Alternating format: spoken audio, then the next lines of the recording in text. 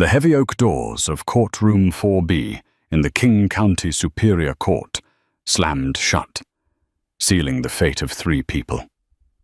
On one side stood Sarah Jenkins, 8 months pregnant, trembling in a faded maternity dress that had seen better days. On the other sat her husband, Tom, flanked by a high-priced legal shark. But the most dangerous person in the room wasn't the lawyer. It was the woman in the back row. Chloe Delacroix.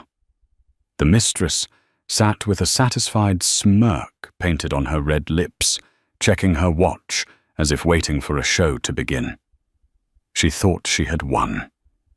She thought the DNA test sitting in the judge's sealed envelope would destroy Sarah forever. She was wrong. When Sarah hit the floor, the real trial was just beginning. The air conditioning in the Seattle courthouse was ostensibly working, but you wouldn't know it by looking at Sarah Jenkins. Beads of sweat had gathered along her hairline, matting her blonde bangs to her forehead. She shifted her weight from one swollen ankle to the other, her hands instinctively cradling the massive bump of her belly. 8 months. She was 8 months along, and instead of painting a nursery or folding tiny onesies, she was standing before Judge Arthur Patterson, fighting for her life. "Order!" Judge Patterson grumbled, his voice rough like gravel rolling in a cement mixer. He adjusted his spectacles, looking down from the bench with tired, cynical eyes. He had seen 1,000 divorces, 1,000 broken families, but something about the Jenkins case had the whole courthouse whispering. "Mrs. Jenkins," the judge said, his gaze softening slightly as it landed on her disheveled appearance. "Are you all right to proceed? You look pale." Sarah gripped the edge of the defendant's table, her knuckles turning white. I'm fine, Your Honor. Just ready to get this over with." Beside her, her court-appointed attorney, Maya Higgins, touched her elbow. Maya was young, barely out of law school, and looked almost as terrified as Sarah. "We can ask for a recess, Sarah. You don't have to do this right this second." "No," Sarah whispered harshly. "He's paying him by the hour." She nodded toward the opposing table. Across the aisle, Tom Jenkins looked like a model for a luxury watch advertisement. His charcoal suit was tailored to perfection, his hair swept back with just the right amount of product. He wouldn't look at Sarah. He stared straight ahead at the court seal on the wall, his jaw set in a hard line. Beside him sat Richard Sterling, a lawyer whose billboards littered the highway, promising to crush the opposition. Sterling was currently checking his emails on a tablet, looking bored. But the tension wasn't coming from the legal teams. It was radiating from the gallery. In the second row, directly behind Tom, sat Chloe Delacroix. She was impossible to miss. While everyone else wore muted grays and browns, Chloe wore a striking emerald green dress that hugged curves bought with Tom's money. She wasn't looking at the judge. She was staring directly at the back of Sarah's head, her eyes gleaming with a predatory intensity. When Sarah turned slightly to glance at Tom, she caught Chloe's eye. Chloe winked. It was a slow, deliberate motion, accompanied by a small, cruel smile. It was the smile of a woman who knew the contents of the sealed envelope sitting on Judge Patterson's desk. "Very well," Judge Patterson said, breaking the silence. "We are here to finalize the dissolution of marriage between Thomas Jenkins and Sarah Jenkins, and to determine the paternity of the unborn child to settle the matter of child support and alimony." Sterling stood up, buttoning his suit jacket. "Your Honor, my client contends that the infidelity clause in the prenuptial agreement has been violated.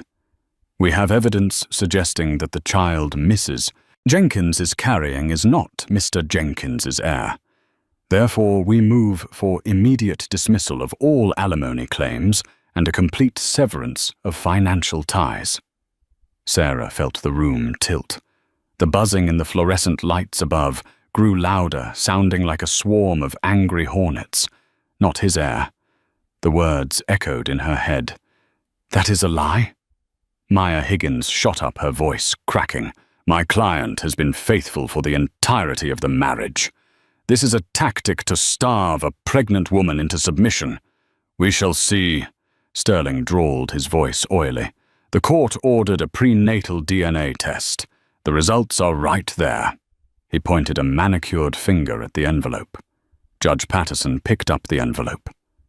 The paper made a sharp rip as he tore it open. The sound seemed to pierce Sarah's eardrums.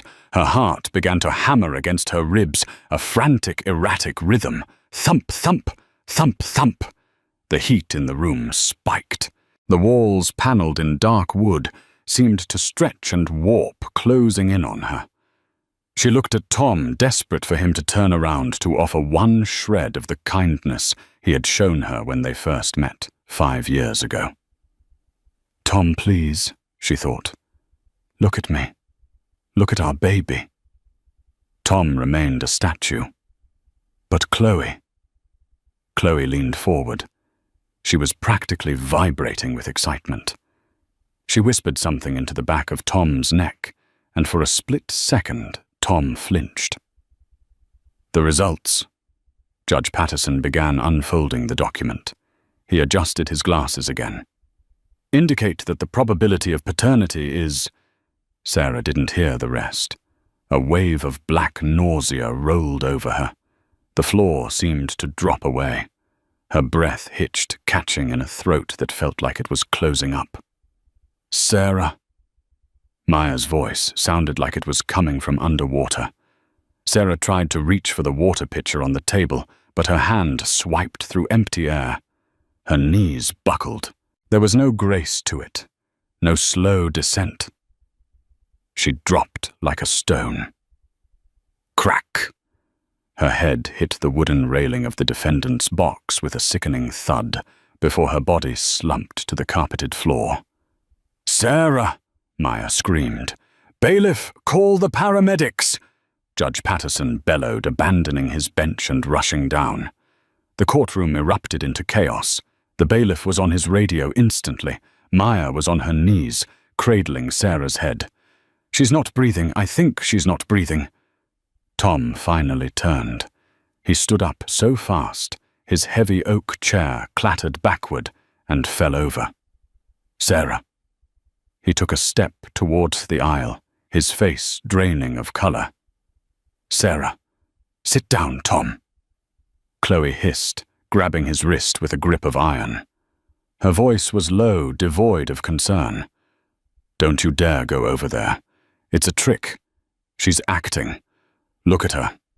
She's just trying to delay the ruling." Tom looked down at Chloe's hand on his wrist, then back at his wife, lying motionless on the floor, her pregnant belly rising like a tragic monument in the center of the room. "She's bleeding," Maya yelled, pointing to a dark stain spreading on the carpet beneath Sarah's leg. "Oh my God, the baby!" Tom ripped his arm away from Chloe. "Get off me!" He sprinted across the aisle, dropping to his knees beside Sarah. He grabbed her hand. It was cold. "Sarah, baby, wake up." Sarah. In the gallery, the onlookers gasped. But amidst the shouting, the radio chatter of the bailiff, and the sobs of the young lawyer, one sound cut through the noise if you were close enough to hear it. Chloe Delacroix sat back in her seat, crossed her legs and smoothed her dress. She looked at the chaos, then looked at the judge's bench where the DNA test results still lay open. And she smiled. To understand why Chloe was smiling while a pregnant woman bled out on a courtroom floor, you have to go back 18 months. Sarah and Tom Jenkins had been the couple everyone envied. Tom was the CEO of Jenkins Logistics, a shipping empire he had inherited and tripled in value. Sarah was a former kindergarten teacher, soft-spoken with a heart that seemed too big for her chest. They lived in a sprawling glass and steel mansion overlooking Lake Washington in Medina neighbors with tech billionaires. But the house was quiet. Too quiet. They had been trying for a baby for 3 years. 3 years of temperature charts, ovulation kits, IVF injections that left Sarah bruised and hormonal, and silent car rides home from the fertility clinic after yet another negative test. Tom handled grief by working. He stayed late at the office, missed dinners, and started taking long business trips to oversee expansion in Europe.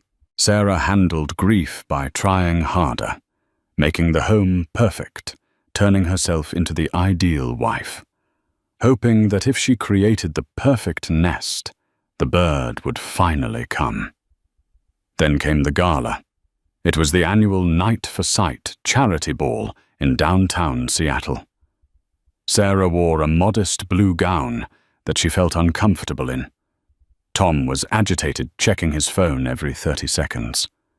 "Tom, please," Sarah had whispered, linking her arm through his. "Just be here with me. It's one night." "You don't understand, Sarah," Tom snapped, pulling away. "The merger with the French distribution chain is falling apart. I have to take this." He walked away toward the balcony, leaving Sarah standing alone with a glass of sparkling cider. "He's a busy man," a voice purred from behind her.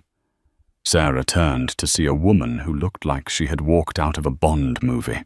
She was tall, with raven black hair, cut in a sharp bob, and eyes that were a startling, unnatural shade of violet. Contacts, Sarah would later learn. "I'm Chloe," the woman said, extending a hand dripping with diamonds. "Chloe Delacroix. I'm the new PR consultant for your husband's firm." "Oh." Sarah shook the hand. It was cold. "Nice to meet you. I'm Sarah."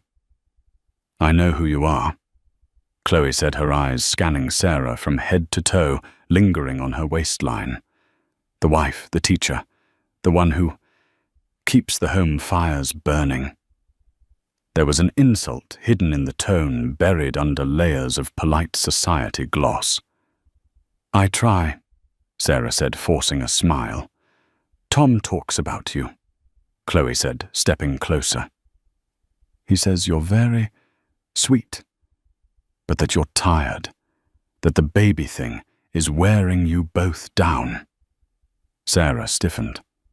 "That's a private matter." Chloe laughed, a tinkling sound like breaking glass. "Nothing is private when you're as rich as Tom Darling.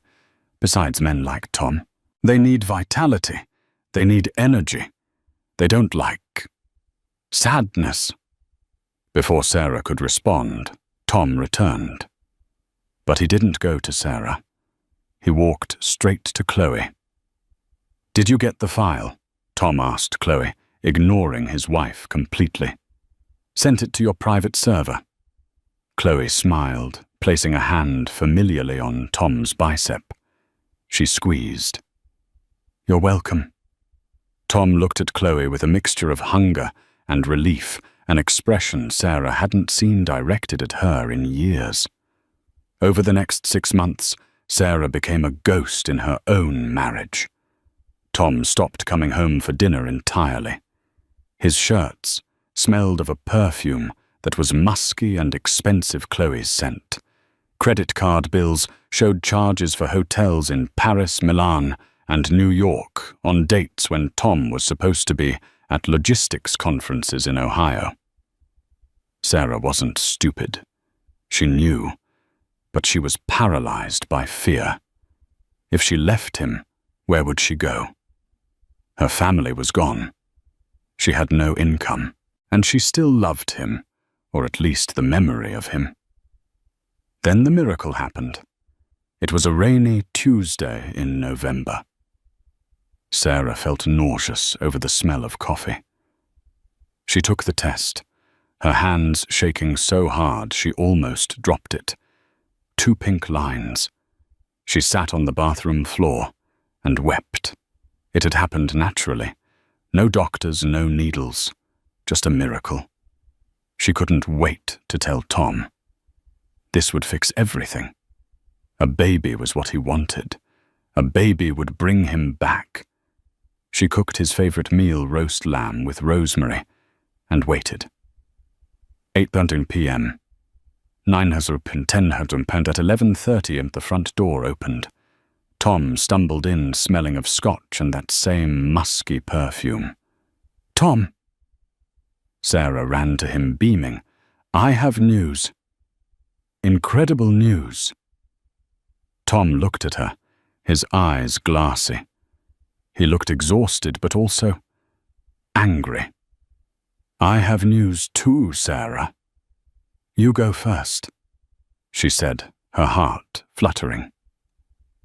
Tom walked to the kitchen island and threw a manila envelope on the counter. "I'm filing for divorce." The world stopped. "What?" "I'm in love with Chloe." Tom said, his voice flat. "She understands the business. She understands me. We're a better match. I've already spoken to the lawyers. The prenup gives you a settlement, but I'm keeping the house." "Tom," Sarah gasped, clutching her stomach. "You can't. Not now." "Why not now?" he snapped. "It's been dead for years, Sarah. Let's just admit it." "Because I'm pregnant," she screamed, the tears finally bursting forth. "I'm having your baby." Silence hung in the kitchen, heavy and suffocating. Tom stared at her stomach, then at her face. His expression shifted from shock to suspicion. "Pregnant?" he whispered. "Yes, I took the test today." Tom narrowed his eyes. "That's impossible." "What?" "I'm sterile, Sarah," Tom said coldly. Sarah blinked, confused. "What?" "No. We had low motility issues, the doctor said." "I had a vasectomy," Tom said. 3 months ago. Chloe convinced me. She said we didn't need complications. I didn't tell you because, well, it didn't matter." Sarah felt like she had been punched. But I am pregnant. And I haven't been with anyone else. You know that." "Do I?" Tom sneered. "A vasectomy is 99.9% effective, and suddenly, right when I ask for a divorce, you're pregnant. Convenient." "It's yours," Sarah pleaded, grabbing his hands. "Tom, please. Maybe the operation failed. It happens. You have to believe me." Tom pulled his hands away, as if she were contagious. He looked at her with pure disgust. "We'll see," Tom said, pulling his phone out. "I'm calling Sterling. We're going to get a court-ordered DNA test. And when it proves that you're a lying cheater trying to anchor me with a bastard child, I will destroy you. You won't get a dime. You'll be on the street." He turned and walked out the door, leaving Sarah alone in the kitchen with the cold roast lamb and the life growing inside her, a life that had just become the central piece of evidence in a war she didn't know how to fight. That night, Sarah didn't sleep. She knew the truth.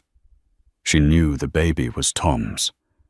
But she also knew that Chloe Delacroix was a woman who made things happen, and Tom was a man who bought his way out of problems. As she lay in the dark, she didn't know that 3 miles away in a penthouse apartment, Chloe was sipping champagne and holding a small vial of liquid, smiling at Tom as he paced the floor. "Don't worry, darling," Chloe was saying. "Science doesn't lie. But sometimes it needs a little help." The hallway of Harborview Medical Center smelled of antiseptic and stale coffee, a scent that Tom Jenkins would associate with terror for the rest of his life. He sat on a hard plastic chair, his head in his hands. His expensive suit was rumpled, the tie loosened and hanging askew around his neck. On his cuff, a small smear of Sarah's blood had dried into a rust-colored flake. He couldn't stop staring at it. "Tom, you need to eat something," Chloe said. She was standing over him, scrolling through her phone. She hadn't a hair out of place, having touched up her makeup in the hospital bathroom, while Sarah was being rushed into emergency surgery. "I'm not hungry," Tom muttered, his voice cracking. "You have to keep your strength up," Chloe insisted, her tone clipping. "Sterling just called. He says the judge declared a mistrial due to the medical emergency, but the DNA evidence is already on record. Once she wakes up, if she wakes up. We can move for a summary judgment. You'll be free, Tom." Tom looked up at her, his eyes red-rimmed. "Free my wife." "My ex-wife is dying in there, Chloe. The baby is in distress. Do you have any idea what placental abruption is?" The doctor said. Her blood pressure spiked so high, her body just quit. Chloe rolled her eyes, though she tried to hide it by checking her manicure. "It's tragic, Tom, truly. But don't let guilt cloud the facts. She tried to trap you. The stress is her own doing. If she hadn't lied about the baby being yours, none of this would be happening." "Are we sure?" Tom whispered. "Are we absolutely sure the test was right?" Chloe froze. She crouched down, bringing her face level with his. Her eyes were hard. "Tom, you had a vasectomy. The test confirmed swamp probability. Do the math. She slept with someone else. Probably some gym trainer or a desperate ex-boyfriend. She played you. She's playing you now, by almost dying. Don't fall for it." Before Tom could respond, the double doors swung open. A surgeon in blue scrubs stepped out, pulling down his mask. He looked exhausted. Tom shot up. "Doctor, is she Mrs. Jenkins is stable," the surgeon said. Tom let out a breath he didn't know he was holding. "We had to perform an emergency C-section. She lost a lot of blood, and she's currently in a medically induced coma to let her body heal. But she will live." "And the baby?" Tom asked, his heart hammering. The doctor's expression softened. "It's a boy. He's premature, 34 weeks, and his lungs are a bit undeveloped. He's in the NICU neonatal intensive care unit. But he's a fighter. You can see him if you like. Are you the father?" The question hung in the air like a guillotine blade. Chloe stepped forward, placing a possessive hand on Tom's arm. "Actually, legally speaking, the paternity is currently under dispute." "Yes," Tom interrupted, shaking Chloe off. "I'm the father. Take me to him." "Tom," Chloe hissed, "don't validate her lies." "Shut up, Chloe," Tom said. It was the first time he had ever spoken to her that way. "Just stay here." Tom followed the doctor through a maze of sterile corridors until they reached the NICU. The room was dim, filled with the soft, rhythmic beeping of monitors and the hum of incubators. "Here he is," the doctor said, pointing to an incubator in the corner. Tom approached slowly. Inside the plastic box lay a tiny, fragile creature. Wires were taped to his chest, and a small tube ran into his nose. His skin was translucent, but his hands were balled into tiny fists. Tom leaned in his breath, fogging the plastic. The baby shifted, turning his head. And then he opened his eyes. They were dark blue newborn eyes, but the shape, Tom gasped. The baby had a peculiar, slightly crooked ear. It was a genetic quirk, a Jenkins quirk. Tom had it. His father had it. His grandfather had it. It was a dominant trait, something Tom had been teased about in grade school until he grew his hair out. Tom reached up and touched his own ear. Then he looked at the baby's. It was identical. "That's impossible," Tom whispered. "Excuse me?" the doctor asked. "Nothing," Tom said, stepping back, his world spinning. I need to go." He rushed out of the NICU, his mind racing. A vasectomy is 99.9% effective. That meant there was a 0.1% chance. But the DNA test, the test said 0%. A DNA test doesn't lie. But the ear, genetic traits don't lie either. When he got back to the waiting room, Chloe was gone. In her place sat Maya Higgins, Sarah's young lawyer. She looked like she had been crying, but her posture was rigid with anger. "You," Maya spat as Tom approached. "Where is Chloe?" Tom asked, looking around. "She left. Said the hospital air was bad for her complexion," Maya said, standing up. She was a foot shorter than Tom, but in that moment she looked 10 feet tall. "I'm going to tell you something, Mr. Jenkins, and you're going to listen. I don't have to listen to you." "Yes, you do, because I just spoke to the paramedics who brought Sarah in. Do you know what Sarah was clutching in her hand when she fell? It wasn't money. It wasn't jewelry." Maya reached into her bag and pulled out a crumpled, blood-stained photograph. She shoved it into Tom's chest. Tom took it. It was a picture of him and Sarah from their honeymoon in Bora Bora.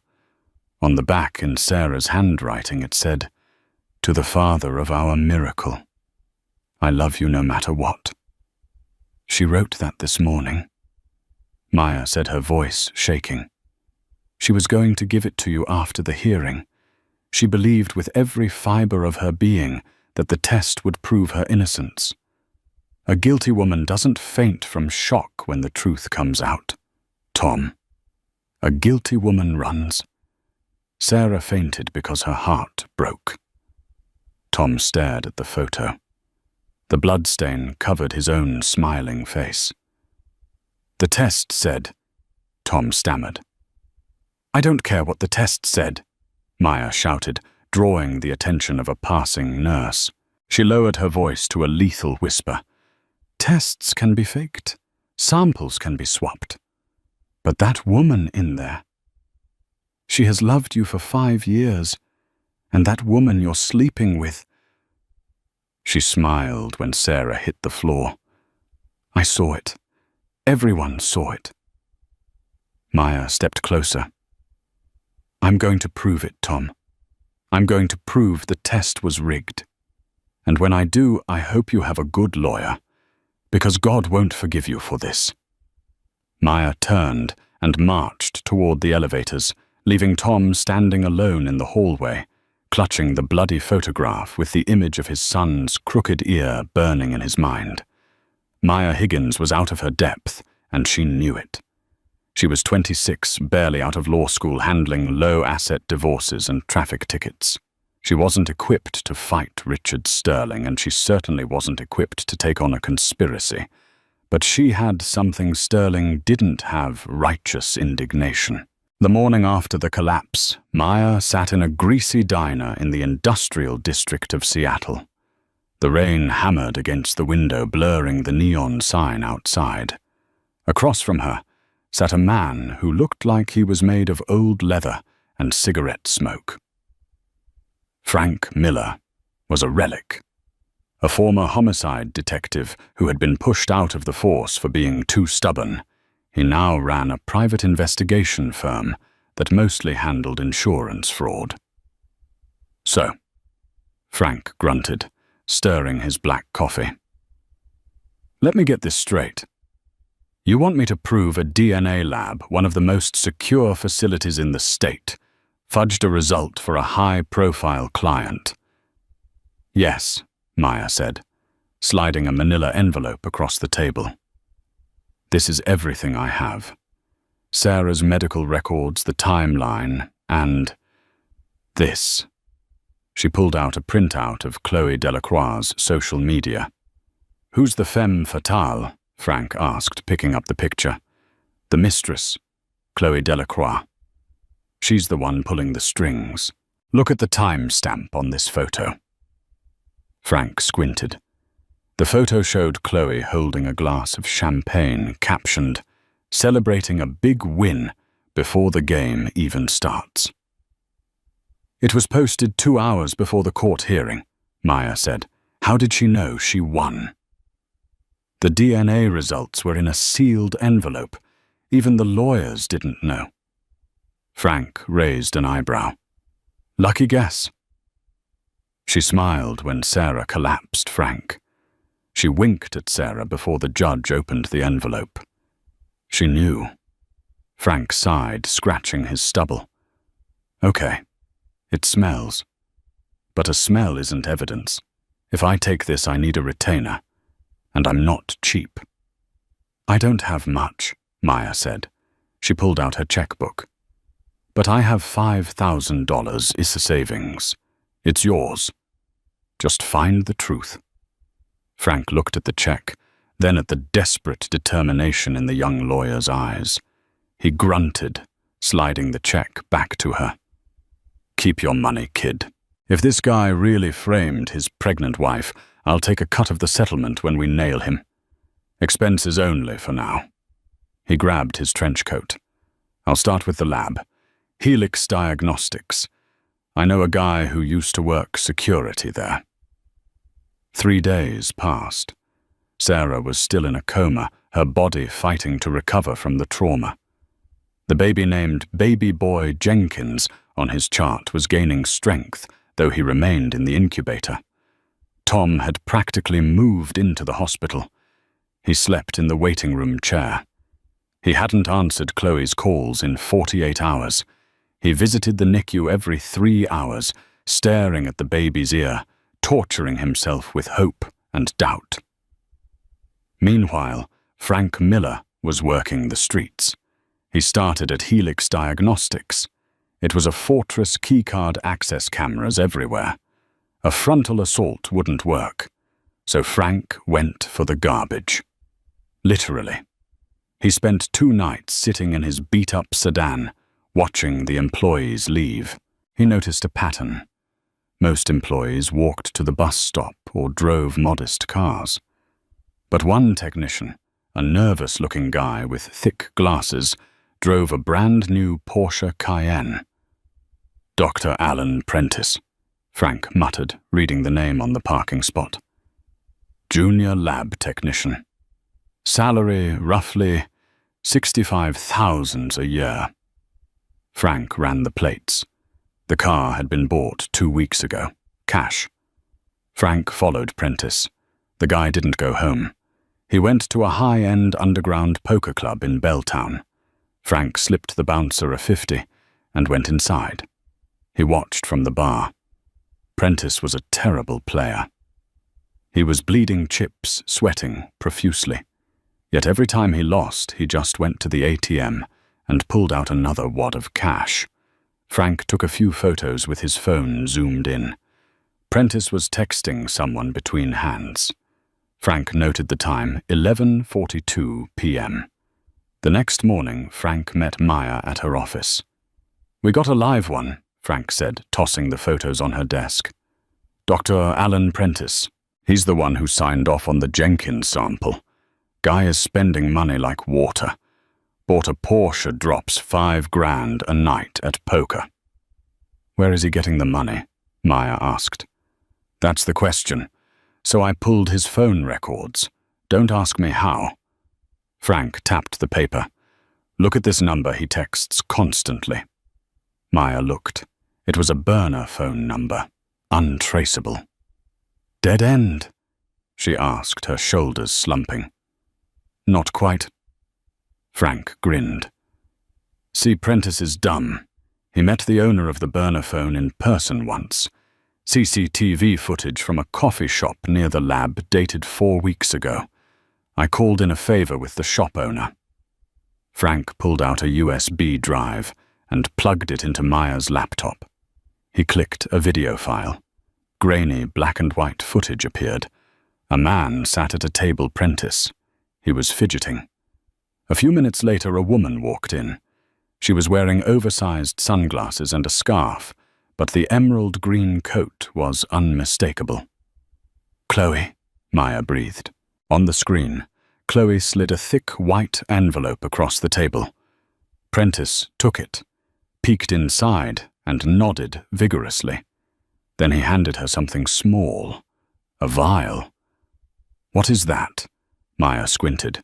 "That," Frank said, pointing at the screen, "is a sterile collection tube. But here's the kicker. Prentice didn't swap the results in the computer. That leaves a digital footprint. He gave her a clean vial to fill with whatever DNA she wanted, and then he swapped the labels before it went into the machine." So the machine tested a different sample correctly, Maya realized. It tested not Tom. Exactly. But we need to prove it. We need the physical evidence, or a confession. How do we get a confession from a guy like that? Frank cracked his knuckles. Prentice is a gambler, right? And he's losing. He's desperate. We don't need the police. We just need to make him think his luck has run out. The plan was set for that night. But back at the hospital, the situation was deteriorating. Tom was in the NICU when his phone buzzed. It was Sterling, his lawyer. "Tom, where are you? We have a problem." "I'm at the hospital," Tom said wearily. "You need to leave, now. The press has caught wind of the coma. They're camping outside, and Chloe is giving an interview." "What?" Tom's blood ran cold. "She's on Channel 4 right now. Turn on the TV." Tom ran to the nurse's station and looked up at the mounted television. There was Chloe standing outside the courthouse, looking somber and tearful. A reporter held a microphone to her face. "It's just devastating," Chloe was saying, dabbing a dry eye. "Tom is a victim here. He was trapped in a loveless marriage by a woman who lied about everything. We have proof, scientific proof, that the child isn't his. And now she's using this medical drama to manipulate him again. We just want privacy to heal." "And the baby?" the reporter asked. Chloe's face hardened for a fraction of a second before returning to the mask of sympathy. "The baby is obviously innocent, but he is not a Jenkins. He is a reminder of the betrayal. Tom shouldn't be forced to pay for another man's child." Tom stared at the screen. The rage that had been simmering in his gut finally boiled over. She wasn't just attacking Sarah anymore. She was attacking the boy. His boy with the crooked ear. He pulled out his phone and dialed Chloe. "Tom." She answered on the first ring, her voice changing instantly from the TV persona to her usual purr. "Did you see me? I'm handling the narrative for us. Sterling said, 'Come to the hospital.'" Tom said, his voice deadly calm. Why it's depressing there. "Come to the hospital, Chloe, or I fire Sterling, cancel your contract with the firm, and tell the press about the offshore accounts you set up for the merger." There was a silence on the line. "I'll be there in 20 minutes, she snapped. Tom hung up. He did not know about Frank and Maya's investigation. He didn't have the proof yet. But he knew one thing. He needed to look Chloe in the eyes when he asked her about the DNA test one last time. But as Tom waited, the elevator doors opened, and it wasn't Chloe who walked out. It was Sarah's doctor, and he was running. "Mr. Jenkins," the doctor shouted. "It's Sarah. She's crashing. You need to come now." Tom sprinted down the hall, the image of the crooked ear and the bloody photograph swirling in his mind. He was about to lose the only person who had ever told him the truth. The sound of a flatline is not a continuous beep like in the movies. It is a piercing, monotonous shriek that seems to slice through the very fabric of the room, announcing that time has run out. When Tom burst into the ICU room, the scene was a blur of frantic motion. Nurses were swarming the bed. One was manually pumping a resuscitation bag over Sarah's face. Another was compressing her chest, the rhythmic thump-thump of force against fragile bone sickeningly loud in the small space. "Clear!" a doctor shouted. Tom was shoved against the wall by a nurse. "Stay back, sir."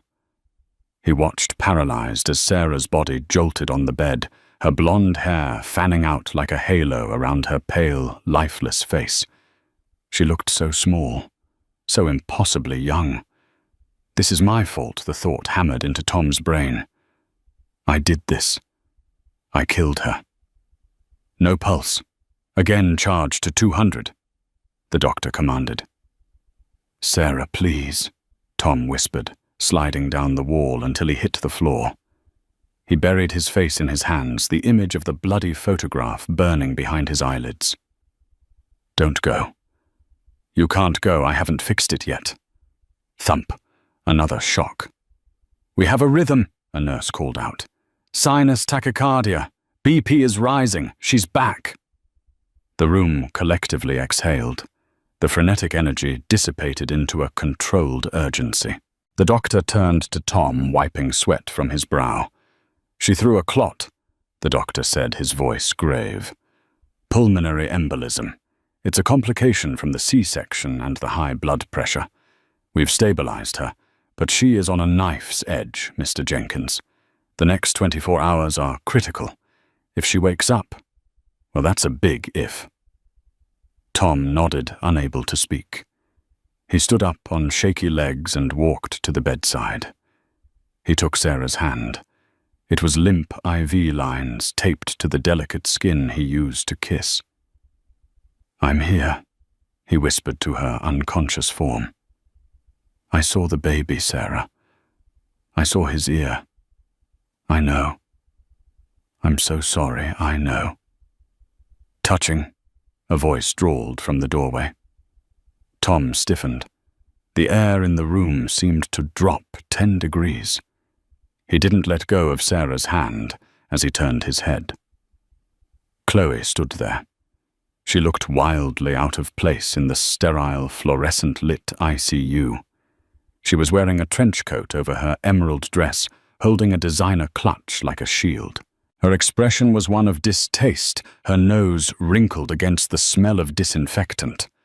"You have some nerve coming in here," Tom said, his voice low and vibrating with rage. "I came because you threatened me, Tom," Chloe said, stepping into the room, but keeping a safe distance from the bed. "And because I'm worried about you. Look at you. You're a wreck over a woman who tried to swindle you." "She didn't swindle me," Tom said, looking back at Sarah. "The baby has the Jenkins ear, Chloe, the crooked cartilage. My grandfather had it. I have it. That baby is mine." Chloe let out a sharp, incredulous laugh. "Oh, Tom. Really ears." "That's your scientific proof. A folded piece of cartilage on a premature baby. You're grasping at straws because you feel guilty. It's pathetic." She walked around the bed, her heels clicking on the linoleum. She stopped near Sarah's head, looking down at her with cold, violet eyes. "She's tragic, I'll give you that," Chloe said softly. "But she's the past. We are the future. Sterling has the papers ready. Once she passes or wakes up, we finish this. We pay her off. We put the baby in foster care or give it to her relatives, and we go to Paris, just like we planned." "I'm not sending my son to foster care," Tom snapped. "He's not your son," Chloe hissed, her mask slipping. "The DNA test said, are you calling science a liar?" Are you calling me a liar? Tom looked at her. Really looked at her. For the first time in months, the fog of lust and manipulation lifted. He saw the sharpness of her jaw, the cruelty in her eyes, the way she viewed people as assets or liabilities. I don't know, Tom said slowly. Am I? Chloe's eyes narrowed. She sensed the shift. She reached out, placing a hand on his chest, right over his heart. Tom, darling, you're tired. You've been through a trauma. Let's go. Let's go get a drink. Leave the doctors to do their job. Tom wavered. The exhaustion was pulling at him like a tide. Maybe she was right. Maybe the ear was just a coincidence. Maybe the grief was making him crazy. Then his phone buzzed in his pocket. He ignored it. It buzzed again. And again. A relentless, demanding vibration. Answer it, Chloe said, annoyed. It's probably Sterling. Tom pulled the phone out. It wasn't Sterling. It was a number he didn't recognize. Hello? Mr. Jenkins, a female voice said. It was breathless fast. This is Maya Higgins, Sarah's lawyer. I have nothing to say to you, Tom said, glancing at Chloe. Chloe raised an eyebrow, mouthing, Who is it? Don't hang up, Maya commanded. I'm with Frank Miller. We're in the parking lot of Helix Diagnostics. We have Dr. Prentice. Tom froze. What? We have the lab tech, Tom, and we have the truth. Do not let Chloe leave that hospital. Do not let her out of your sight. We are coming to you. What truth? Tom asked, his grip on the phone tightening so hard his knuckles turned white. The sample, Maya said, her voice trembling with the magnitude of what she had found. She didn't just fake the results, Tom. She stole a sample, put me on speaker. You need to hear this. Tom looked at Chloe. She was watching him closely, a flicker of unease crossing her face. Who is it, Tom? She asked again, her voice sharper. Tom lowered the phone. He looked at Sarah's still face, then at Chloe. It's the police, Tom lied. Chloe flinched. The police? Why? They want to ask about the timeline of the collapse, Tom said, improvising. They're on their way up. Chloe's face went pale. I can't be here for that. The press. I have to go. She turned to leave. Tom shot out a hand and grabbed her wrist.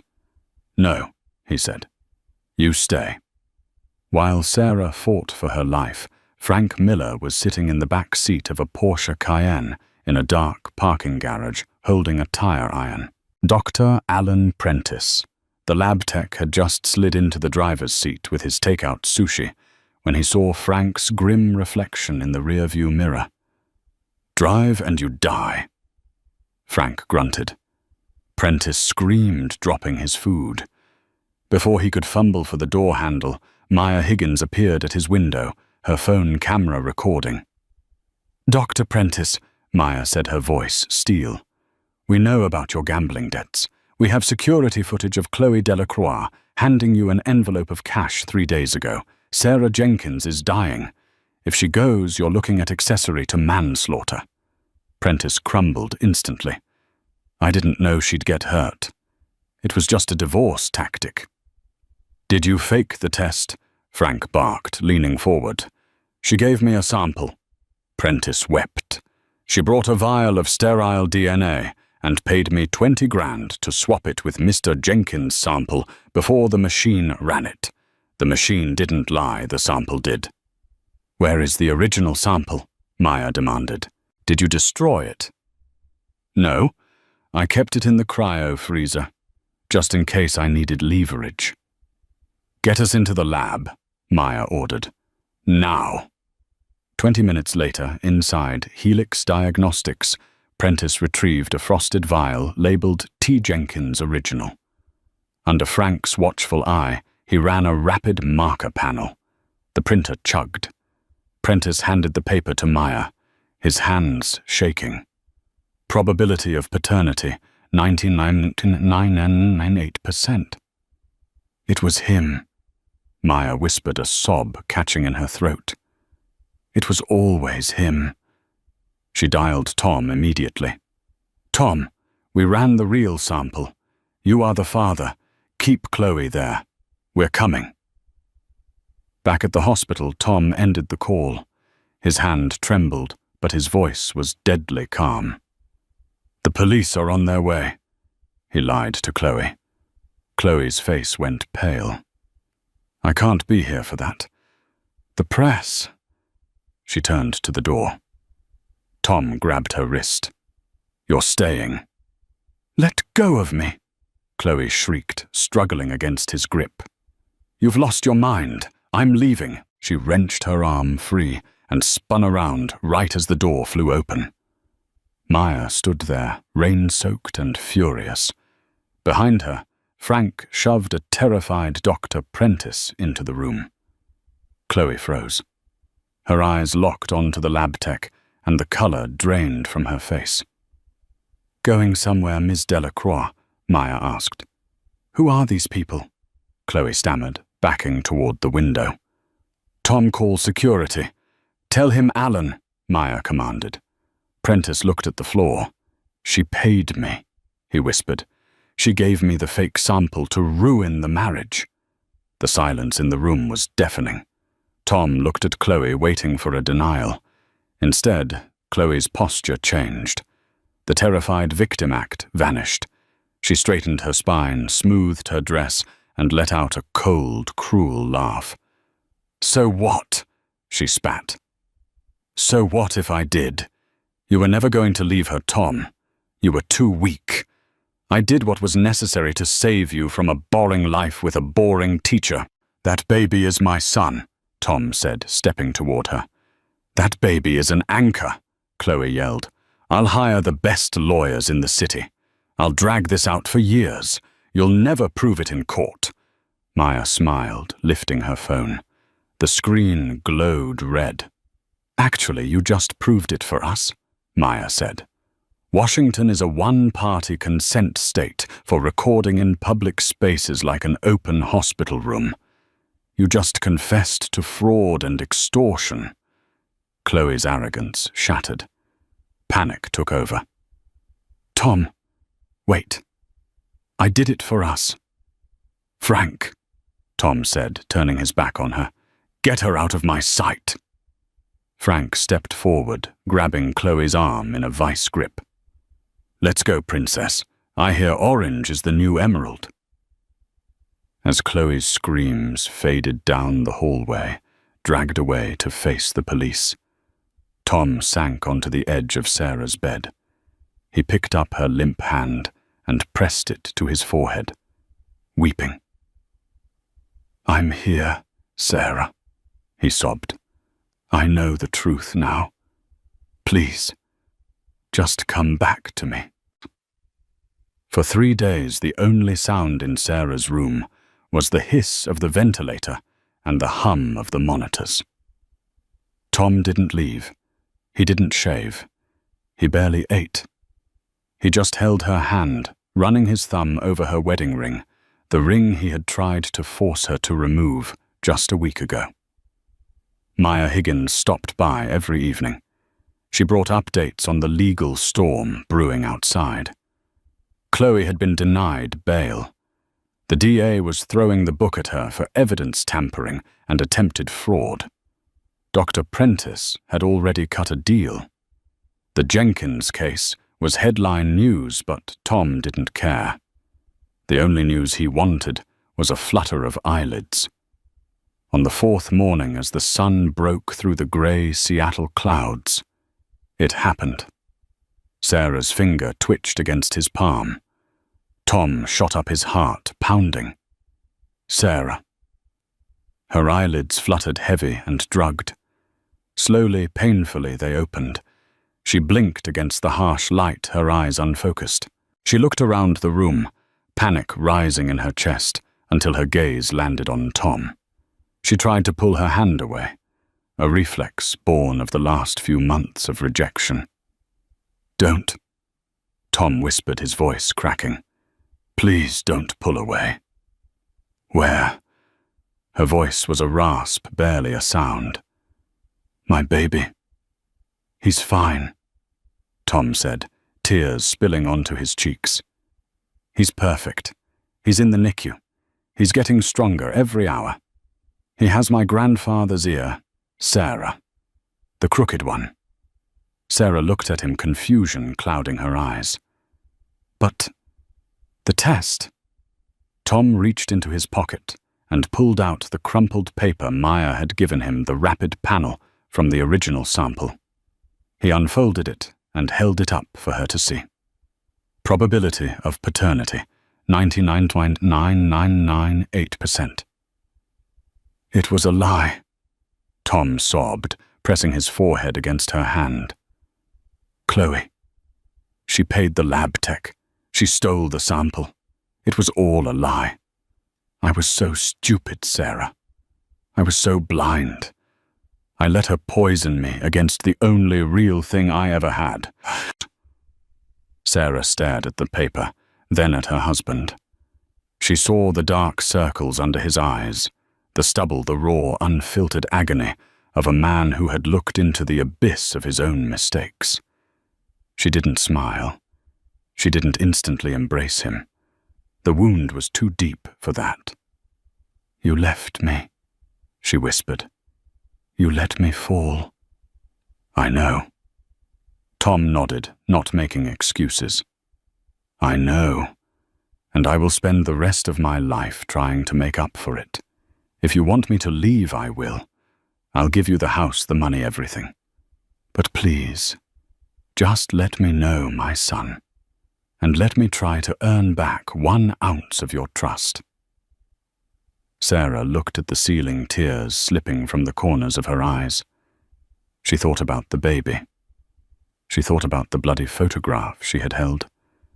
She thought about the 5 years of love that existed before the 6 months of madness. "Help me up," she said softly. "I want to see our son." The courtroom was packed again, but this time the atmosphere was different. Chloe Delacroix stood in an orange jumpsuit, her hair dull, her makeup gone. She didn't smirk when the judge read the sentence: 8 years in federal prison for extortion, fraud, and tampering with medical evidence.